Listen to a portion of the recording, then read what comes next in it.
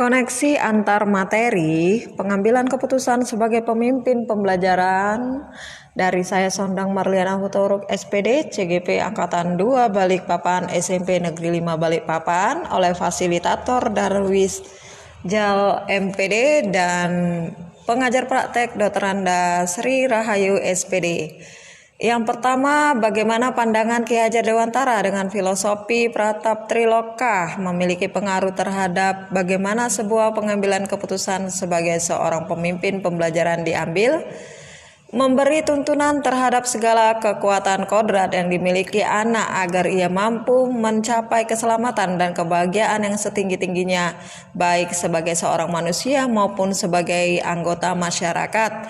Itu kata Ki Hajar Dewantara. Pendidikan dan pengajaran merupakan usaha persiapan dan persediaan untuk segala kepentingan hidup manusia, baik dalam hidup bermasyarakat maupun hidup berbudaya dalam arti yang seluas-luasnya. Ki Hajar Dewantara.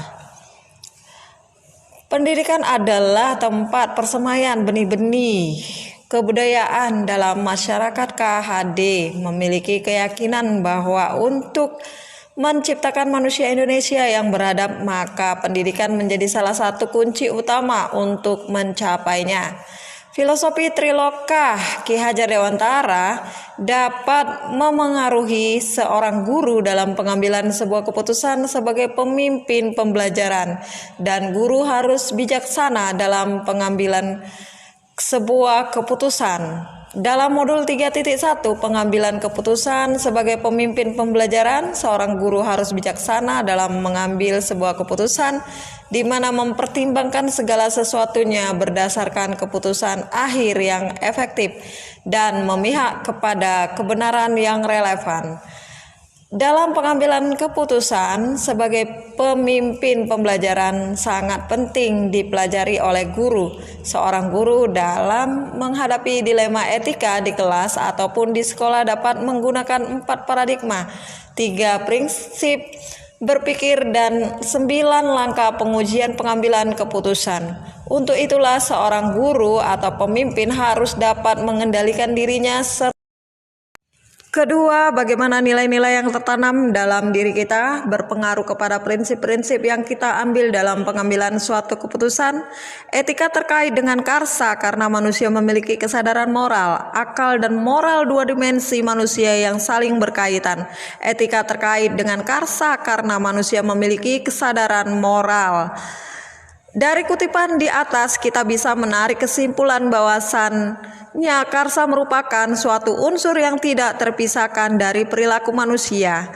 Karsa ini berhubungan dengan nilai-nilai atau prinsip-prinsip yang dianut oleh seseorang, disadari ataupun tidak. Nilai-nilai atau prinsip-prinsip inilah yang mendasari pemikiran seseorang dalam mengambil suatu keputusan yang mengandung unsur dilema etika.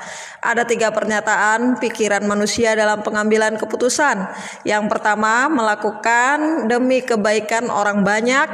Kedua, menjunjung tinggi prinsip-prinsip atau nilai-nilai dalam diri sendiri.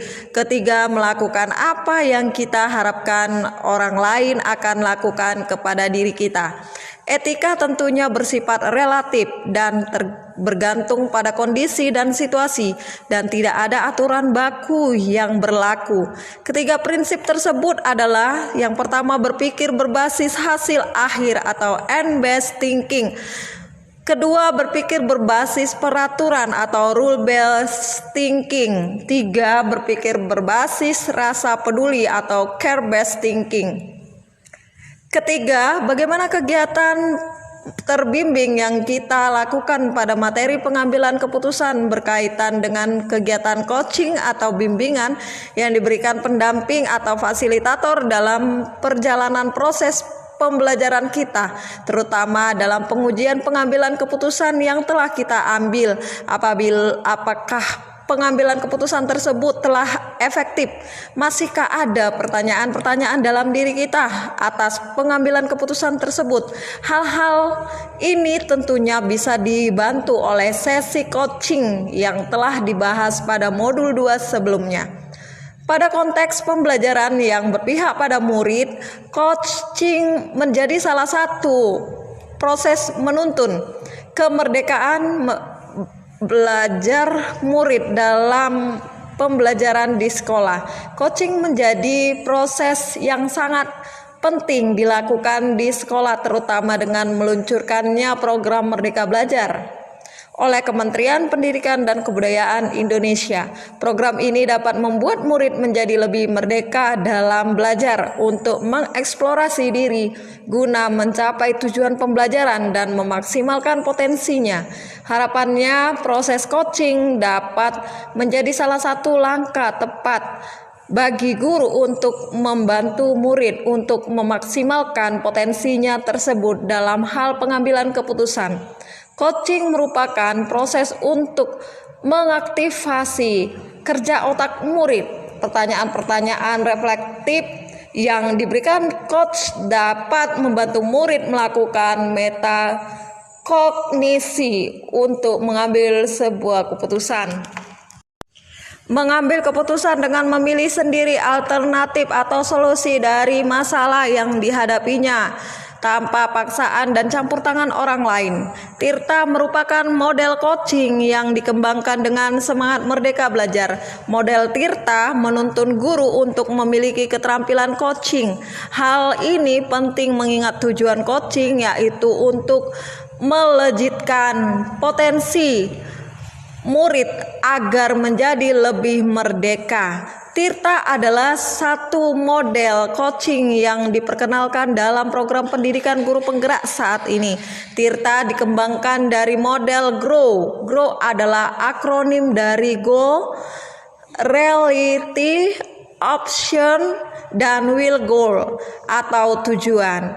Coach perlu mengetahui apa tujuan yang hendak dicapai coach dari sesi coaching ini.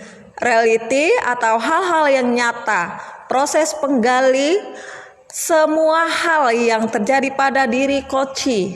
Option atau pilihan, coach membantu coach dalam memilih dan memilah hasil pemikiran selama sesi yang nantinya akan dijadikan sebuah rancangan aksi. Will atau keinginan untuk maju, komitmen coach dalam membuat suatu rencana aksi dan menjalankannya. Tirta akronim dari T tujuan, I identifikasi, R rencana aksi, TA tanggung jawab.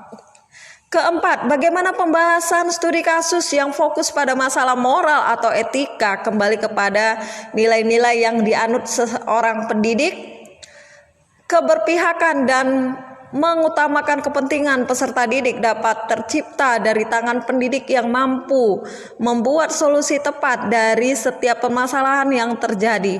Pendidik yang mampu melihat permasalahan dari berbagai kacamata dan pendidik yang dengan tepat mampu memberikan apakah permasalahan yang dihadapi termasuk dilema etika atau kebujukan moral. Seorang pendidik ketika dihadapkan dengan kasus-kasus yang fokus terhadap masalah moral dan etika baik secara sadar ataupun tidak akan terpengaruh oleh nilai-nilai yang dianutnya. Nilai-nilai yang dianutnya akan mempengaruhi dirinya dalam mengambil sebuah keputusan. Jika nilai-nilai yang dianutnya nilai-nilai positif, maka keputusan yang akan diambil akan tepat, benar dan dapat dipertanggungjawabkan, dan begitupun sebaliknya. Jika nilai-nilai yang dianutnya tidak sesuai dengan kaidah moral agama dan norma, maka keputusan yang diambilnya lebih cenderung hanya benar secara pribadi dan tidak sesuai harapan kebanyakan pihak. Kita tahu bahwa nilai-nilai yang dianut oleh guru penggerak adalah reflektif, mandiri, inovatif, kolaboratif, dan berpihak pada murid. Bagaimana pengambilan keputusan yang tepat tentunya berdampak pada terciptanya lingkungan yang positif, kondusif, aman, dan nyaman. Lingkungan yang positif, kondusif, aman, dan nyaman salah satunya terciptanya dari pengambilan keputusan yang tepat. Untuk mendapatkan keputusan yang tepat dapat dilakukan dengan melakukan 9 langkah pengambilan dan pengujian keputusan. 9 langkah pengambilan dan pengujian keputusan tersebut memberikan keyakinan kepada kita bahwa keputusan yang kita ambil mampu mengakomodir seluruh kepentingan dan harapan berbagai pihak yang dilibatkan dalam kasus atau permasalahan yang dihadapi, sehingga dengan keputusan yang tepat tersebut dapat menciptakan lingkungan yang kondusif, positif, nyaman, dan aman. 6. Selanjutnya, apakah kesulitan-kesulitan di lingkungan Anda yang sulit dilaksanakan untuk menjalankan pengambilan keputusan terhadap kasus-kasus dilema etika ini? Apakah ini kembali ke masalah perubahan paradigma di lingkungan Anda? Yang pertama, keterbatasan pengetahuan dan pengalaman. 2. Trauma masa lalu akan mempengaruhi pengambilan keputusan di masa selanjutnya. Ketiga, ketidakcermatan dalam mengidentifikasi fakta dan informasi awal akan mempengaruhi ketepatan keputusan yang diambil. 4. Perbedaan sudut pandang setiap orang dalam mengambil keputusan suatu kasus yang sama menyebabkan sulitnya mendapatkan kesepakatan keputusan. 5. Khawatir keputusan yang diambil tidak bisa diterima oleh semua pihak. 7. Dan pada akhirnya, apakah pengaruh pengambilan keputusan yang kita ambil ini dengan pengajaran yang memerdekakan murid-murid kita? Model pembelajaran berdiferensiasi dan KSE merupakan keputusan yang paling tepat agar murid dapat berkembang sesuai dengan kodrat alam dan zamannya, mampu menyalurkan segala minat dan bakatnya serta terpenuhnya kebutuhan belajar sesuai dengan porsi masing-masing. Seorang guru harus cerdas mengambil keputusan pembelajaran seperti apa yang dapat memerdekakan murid dan memenuhi harapan dan kebutuhan muridnya. Melayani kebutuhan belajar murid sehingga murid dapat berkembang sesuai dengan keunikan, karakter, bakat, minat, dan potensi yang dimilikinya, sehingga mampu maksimalkan segala kekuatan yang ada dalam dirinya untuk mencapai kebahagiaan yang setinggi-tingginya. 8. Bagaimana seorang pemimpin pembelajaran dalam pengambilan keputusan dapat memengaruhi kehidupan atau masa depan murid-muridnya? Peran pendidik adalah menuntun anak untuk menyelesaikan setiap permasalahan yang ada. Mereka salah satunya dengan proses coaching, menentukan suatu keputusan jitu untuk melejitkan potensi mereka untuk berkembang dan hidup sesuai dengan kodratnya masing-masing. Melayani kebutuhan belajar murid sehingga murid dapat berkembang sesuai dengan keunikan, karakter, bakat, minat, dan potensi yang dimilikinya, sehingga mampu memaksimalkan segala kekuatan yang ada dalam dirinya untuk mencapai kebahagiaan yang setinggi-tingginya. 9. Apakah kesimpulan akhir yang dapat Anda tarik dari pembelajaran modul materi ini dan keterkaitannya dengan modul-modul sebelumnya? Pengambilan keputusan ini proses untuk memilih suatu keputusan dari berbagai pilihan untuk memecahkan permasalahan yang dihadapi.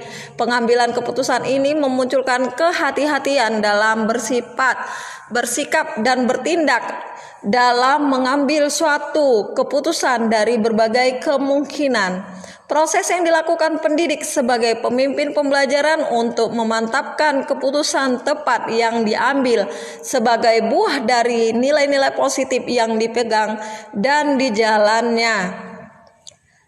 Nilai yang pegang teguh hendaknya sejalan dengan nilai yang menjadikan peserta didik menjadi pribadi yang tangguh. Pengambilan keputusan salah satu langkah yang diambil pendidik sebagai pemimpin pembelajaran untuk memerdekakan anak untuk hidup sesuai potensi yang dimilikinya. Usaha-usaha pendidik tersebut sebagai langkah untuk Legitkan potensi yang dimiliki peserta didik dengan melakukan proses coaching. Coaching ini membantu peserta didik memecahkan masalah sendiri dengan berbagai potensi yang mereka miliki sendiri.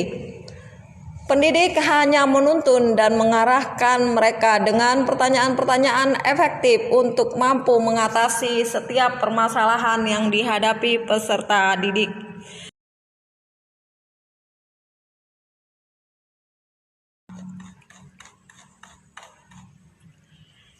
Demikianlah koneksi antar materi pengambilan keputusan sebagai pemimpin pembelajaran dari saya. Salam bahagia dan terima kasih.